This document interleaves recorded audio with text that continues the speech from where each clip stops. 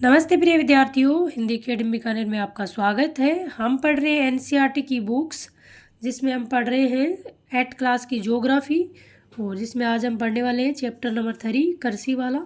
इसमें हमारी 2 क्लास हो चुकी है, ये आज हमारी तीसरी क्लास है। और आज हम इसमें कृषि के प्रकार हम पढ़ चुके हैं, कृषि तंत्र के बारे में हम पढ़ चुके हैं। आज हम पढ़ेंगे फसलों के बारे में। प्रिय विद्यार्थियों, यहाँ पर आपका पर्सनल एग्जाम में बनता है फसलों के बारे में कि कौन सी फसल कौन से क्षेत्र में उगाई जाती है और कौन सी फसल के लिए उपयुक्त। आपकी 3 चीज़ आपको ध्यान रखनी है फसलों में। एक तो फसल के लिए उपयुक्त मृदा, एक आपके लिए जलवायु, एक कौन सी फसल कौन से क्षेत्र में उगाई जाती है। तो ये चीज़ें आपको ध्यान रखनी है, और यहाँ से कई बार प्रश्न पूछा जाता है, तो इस चीज़ को आपको विशेष रूप से ध्यान देना है। और कौन सी फसल कौन सी ऋतु में उगाई जाती है, इसको भी आपको ध्यान रखना है। मुख्य फसलें, आज हम पढ़ेंगे फसलों के बारे में। बढ़ती हुई, आपने अगर इस कृषि वाले चैप्टर की 2 क्लास पहली और दूसरी नहीं देखी, आज ये तीसरी क्लास है इसमें, तो पीछे वाली क्लास एक बार ज़रूर देखना, ताकि चैप्टर आपको अच्छे से समझ में आ सके कि कृषि के बारे में कौन कौन सी चीज़ें महत्वपूर्ण होती हैं। बढ़ती हुई जनसंख्या की आवश्यकताओं को पूरा करने के लिए विविध प्रकार की फसलें उगाई जाती हैं। फसलें कृषि आधारित उद्योगों के लिए भी कच्चे माल की आपूर्ति करती है, जिसमें आपका है गेहूं, चावल, मक्का, बाजरा मुख्य खाद्यान्न फसल है। जूट और कपास आपकी रेशेदार फसलें हैं। चाय और कहवा आपकी मुख्य पेय फसलें होती हैं। इसमें आपको 3 भागों में बांटा है फसलों को। एक तो खाद्य जो फसलें होती हैं, खाने योग्य जो अनाज वगैरह होता है, एक रेशेदार फसलें होती हैं, और एक जो पेय पदार्थ होते हैं, चाय और जिसमें आपकी कॉफ़ी या कहवा आता है। अब हम पढ़ेंगे चावल के बारे में। ये विश्व की मुख्य खाद्य फसल है। ये उष्ण कटिबंधीय और उपोष्ण कटिबंधीय प्रदेशों का मुख्य आहार है। प्रिय विद्यार्थियों, ध्यान रखना आपको, आपसे पूछे कि चावल का उत्पादन के लिए कौन सी जलवायु महत्वपूर्ण, आप बताओगे उष्ण कटिबंधीय और उपोष्ण कटिबंधीय। ये प्रश्न कई बार बनता है कि चावल किस प्रकार की जलवायु में आपका उगता है, तो ये आपको उष्ण कटिबंधीय और उपोष्ण कटिबंधीय ध्यान रखना है। चावल के लिए उच्च तापमान चाहिए, अधिक आर्द्रता एवं वर्षा की आवश्यकता होती है। ये फसल चिका युक्त जलोढ़ मृदा, जिसमें जल रोकने की क्षमता हो। प्रिय विद्यार्थियों, ध्यान रखना है चावल के लिए किस प्रकार की मृदा या मिट्टी की आवश्यकता होती है, तो आपको ध्यान रखना है चिका युक्त जलोढ़ मृदा, जिसमें जल रोकने की क्षमता हो, में सर्वोत्तम ढंग से बढ़ती है। चीन चावल उत्पादन में आपका क्या अग्रणी। फिर आपका है कि पहले तो जलवायु, फिर आपकी जो मिट्टी, नंबर 1 इसमें आपका जलवायु, किस प्रकार की जलवायु में ये फसल होती है। नंबर 2 आपका इसमें कौन सी मिट्टी आपकी सबसे उपयुक्त होती है। नंबर 3 ये कौन से देशों में सबसे ज़्यादा होता है। तो आपको जो फसल है, इसमें 3 चीज़ें विशेष रूप से ध्यान रखनी है कि कौन सी फसल के लिए कौन सी जलवायु महत्वपूर्ण है, कौन सी मृदा महत्वपूर्ण है, और कौन से क्षेत्र महत्वपूर्ण है। चीन चावल उत्पादन में आपका अग्रणी है, मतलब पहले स्थान पर चीन है। इसके बाद आपके क्रमशः आते हैं भारत, जापान, श्रीलंका और मिस्र। अनुकूल जलवायु दशाओं जैसे पश्चिम बंगाल और बांग्लादेश में एक वर्ष में 2 से 3 फसलें उगाई जाती है।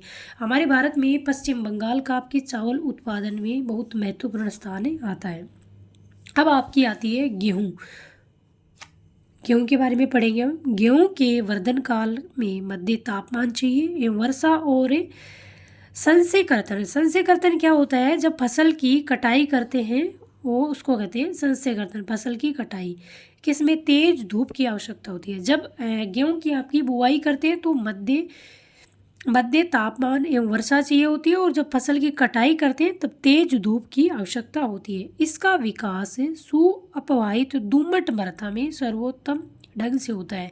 तो इसके लिए आपकी दोमट मृदा होती है वो उपयुक्त होती है। गेहूँ संयुक्त राज्य अमेरिका, ये कई बार पूछा जाता है कि किन क्षेत्रों में गेहूँ में कौन से क्षेत्र अग्रणी है, तो संयुक्त राज्य अमेरिका, कनाडा, अर्जेंटीना, रूस, यूक्रेन, ऑस्ट्रेलिया और भारत में विस्तृत रूप से उगाया जाता है। भारत में ये शीत ऋतु में उगाया जाता है, ध्यान रखना। गेहूँ को आपको जो बोया जाता है वह समय और जो काटा जाता है वह समय याद होना चाहिए। और ये कौन सी फसल है, रबी की फसल है या खरीफ की फसल है। कई बार इस प्रकार भी पूछा जाता है कि चावल कौन सी फसल है, तो चावल आपको ध्यान रखना है खरीफ की फसल है और गेहूँ आपकी रबी की फसल है, इस प्रकार भी पूछा जाता है। तो भारत में ये शीत ऋतु लगभग आपका बोया जाता है, अक्टूबर नवंबर में बोया जाता है और मार्च अप्रैल में गेहूँ की भारत में कटाई होती है। और कौन सी ऋतु है आपकी ध्यान रखना है, विशेष रूप से शीत ऋतु। अब हम पढ़ेंगे मिलेट क्या है। ये मोटे अनाज के रूप में भी जाने जाती है। मिलेट वर्ष आपका 2023 का वर्ष था, वो मोटे अनाजों के लिए समर्पित था। मिलेट वर्ष घोषित किया गया।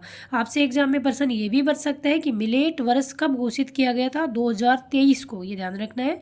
ये मोटे अनाज के रूप में भी जानी जाती है और कम उपजाऊ था बलुई मृदा में उगाई जाती है। जहाँ पर कम उपजाऊ होती है मृदा और बलुई मृदा होती है उसमें उगाई जाती है। ये ऐसी फसल है जिससे कम वर्षा और उच्च से मध्यम तापमान, पर्याप्त सूर्य के प्रकाश की आवश्यकता होती है। जो इसमें आपके जो मिलेट में आते हैं ज्वार, बाजरा, रागी, भारत में उगाए जाते हैं। ये विशेष रूप से आपके ज्वार, बाजरा और रागी भारत में उगाए जाते हैं। और अन्य इनके देश हैं नाइजीरिया, चीन, नाइजर इनके अन्य उत्पादन देश हैं। अब हम पढ़ेंगे मक्का के बारे में। इसके लिए मध्यम तापमान, वर्षा और अधिक धूप की आवश्यकता होती है। इसे सुअपवाहित उपजाऊ मृदा की आवश्यकता होती है। मक्का उत्तर अमेरिका, क्षेत्र कौन सा, उत्तर अमेरिका, ब्राज़ील, चीन, रूस, कनाडा, भारत और मैक्सिको में उगाई जाती है। एक चीज़ आपको ध्यान रखना है, मेक्सिको का मक्का का जो मूल पौधा है वो मैक्सिको के दक्षिणी भाग इनकी मूल जन्मभूमि है, ये ध्यान रखना आपका। जिस प्रकार कई बार पूछा जाता है कि जो चाय है वो मूल रूप से कहाँ का पौधा है, तो वो चाय चीन का है, उसी प्रकार पूछा जाता है मक्का मूल रूप से कहाँ का है, तो मैक्सिको का है। इस चीज़ को आपको ध्यान रखना है। और मैक्सिको कौन से महाद्वीप में है, तो ये उत्तरी अमेरिका महाद्वीप में स्थित एक देश है मैक्सिको। कपास, इसकी वृद्धि के लिए उच्च तापमान, हल्की वर्षा और 200 से 210 से पाला रहित दिन और तेज चमकीली धूप की आवश्यकता होती है। किस प्रकार की जलवायु होती है जरूरी है। ये काली और जलोढ़ मृदा में सर्वोत्तम उगाई जाती है। पूछा जाता है कि इसके लिए आपकी मृदा किस प्रकार की होती है, काली और जलोढ़ मृदा की आवश्यकता होती है। चीन, संयुक्त राज्य अमेरिका, भारत, पाकिस्तान, ब्राज़ील, मिस्र कपास के अग्रणी उत्पादन। मिस्र सबसे ज़्यादा कपास आपका उत्पादन होता है मिस्र में। मिस्र को कपास उत्पादन के लिए आपका अग्रणी माना जाता है। ये सूती वस्त्र उद्योग के लिए एक महत्वपूर्ण कच्चा माल है। कपास क्या है आपका, एक कच्चा माल है। अब हम पढ़ेंगे पटसन, इसको सुनहरा रेशा के रूप में भी जाना जाता है। ये प्रश्न इसी प्रकार पूछा जाता है, इसको हाईलाइट कर लेते हैं कि सुनहरा रेशा के नाम से किसे जाना जाता है, तो पटसन को जाना जाता है। कई बार ये मैच वाले में आया है प्रश्न, और फिर आपसे पूछा जा सकता है कि सुनहरा रेशा किसे कहते हैं। ये जलोढ़ मृदा में अच्छे ढंग से विकसित होता है और इसे उच्च तापमान, भारी वर्षा और आर्द्र जलवायु की आवश्यकता होती है। ये फसल उष्णकटिबंधीय क्षेत्रों में उगाई जाती है। कौन से क्षेत्रों में उगाई जाती है, तो उष्णकटिबंधीय क्षेत्रों में उगाई जाती है। ये उष्णकटिबंधीय क्षेत्र आपके कौन से होते हैं, तो जो उगाई जाती है, भारत और बांग्लादेश पटसन के अग्रणी उत्पादन है। कौन से हैं, भारत और बांग्लादेश। ध्यान रखना, आपसे पूछा जा सकता है पटसन के आपके कौन से क्षेत्र हैं जो अग्रणी है, भारत और बांग्लादेश। अब हम पढ़ेंगे कॉफ़ी के बारे में। इसके लिए गर्म एवं आर्द्र जलवायु और सुअपवाहित दोमट मृदा की आवश्यकता होती है। किस प्रकार की मृदा चाहिए कॉफ़ी को, दोमट मृदा की आवश्यकता होती है। इस फसल की वृद्धि के लिए पर्वतीय ढाल अधिक उपयुक्त होता है। ब्राज़ील कॉफ़ी का अग्रणी उत्पादन है। पूछा जाता है कि कॉफ़ी का अग्रणी उत्पादन आपका ब्राज़ील है। इसके पश्चात आपका कोलंबिया और भारत है। यहाँ पर कुछ तथ्य दे रखे हैं एनसीईआरटी में, जो इस प्रकार के तथ्य दे रखे हैं वो वेरी मोस्ट है। मक्का को कोरन के नाम से भी जाना जाता है। आपसे पूछा जाता है मक्का को किस अन्य नाम से, कोरन से। विश्व में इसकी विविध रंग बिरंगी प्रजातियां पाई जाती हैं। यहाँ पर एक आपका रोचक तथ्य दे रखा है और इस कहानी को आपने कई बार पढ़ा भी होगा, तो फिर हम एक बार पढ़ लेते हैं। कॉफ़ी के पौधे की खोज किसने की, ये एक आपकी किंवदंती है और जैसे कहानी है वो कहानी के रूप में दिया हुआ है।